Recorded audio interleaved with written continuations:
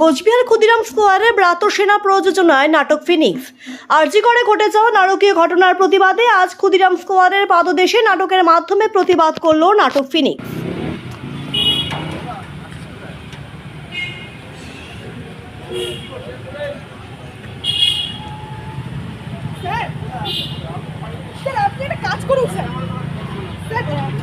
আমার এই ঘড়িটাকে না আপনি অ্যাসিড দিয়ে পুড়িয়ে দিন স্যার। বলবেন মনের সুখে অ্যাসিড খেয়ে ফেলেছি।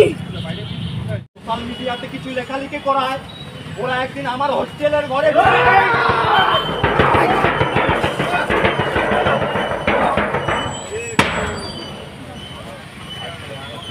আমরা পারিনি যেতে পুলিশে, আমরা পারিনি যেতে পুলিশে, কারণ আমরা ডাক্তার, আমরা বিপ্লবী নই।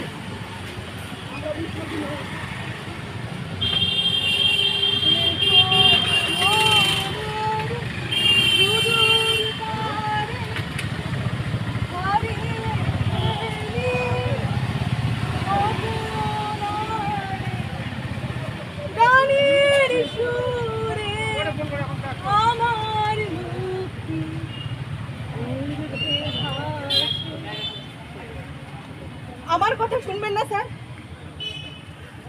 খুব সাধারণ মধ্যবিত্ত পরিবারে বড় হয়েছি আমি।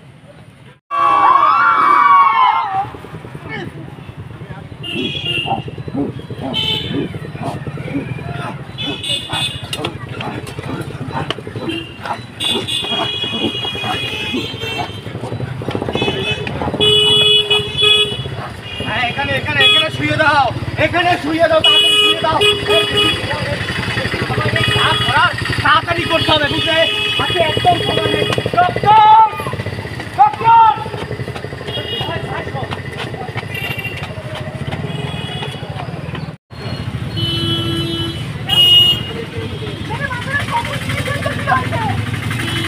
তোমার আজকাল কেউ মনে রাখে না, এই সমাজটা আজকাল ভুলে যেতে ভালোবাসছে।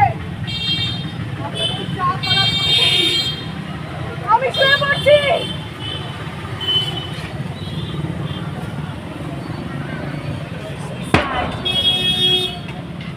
যাবে না, বুঝলেন? অবস্থা এটি বলতে হবে। ওই একটা স্কেপগোট টাইপের লোক, মানে ওই পাগল টাগল টাইপের একটা লোককে খুঁজে নিয়ে ফাঁসিয়ে দেবো, আর ওই ক্রাইম প্লেসটাকেও ভেঙে চুড়ে ফেলবো। ওই এভিডেন্স সব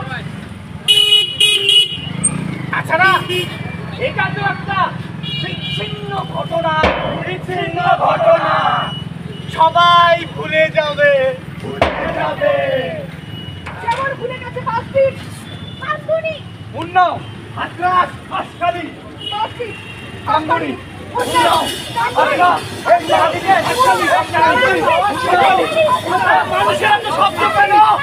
এত মানুষ কেন?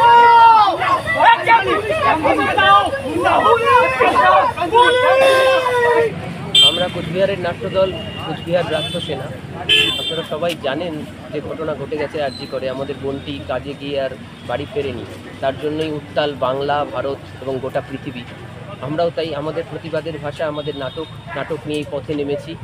শিল্পীরা নেমেছেন তাদের ছবি নিয়ে, গান নিয়ে, সাহিত্যিকরা নেমেছেন, খেলোয়াড়রা নেমেছেন, ক্রীড়া সমর্থকরা নেমেছেন, শিক্ষকরা নেমেছেন, সর্বস্তরের মানুষ নেমেছেন।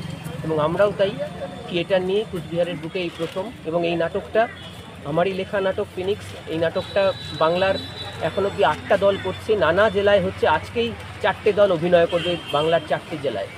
তাই এই নাটকটা নিয়ে আমরা পথে নেমেছি, এটাই আমাদের প্রতিবাদের ভাষা। আপনার নামটা বলুন। আমার নাম তমজিৎ রায়। কোন দায়িত্বে রয়েছেন এই? আমি এই নাটকটার লেখক এবং নির্দেশক।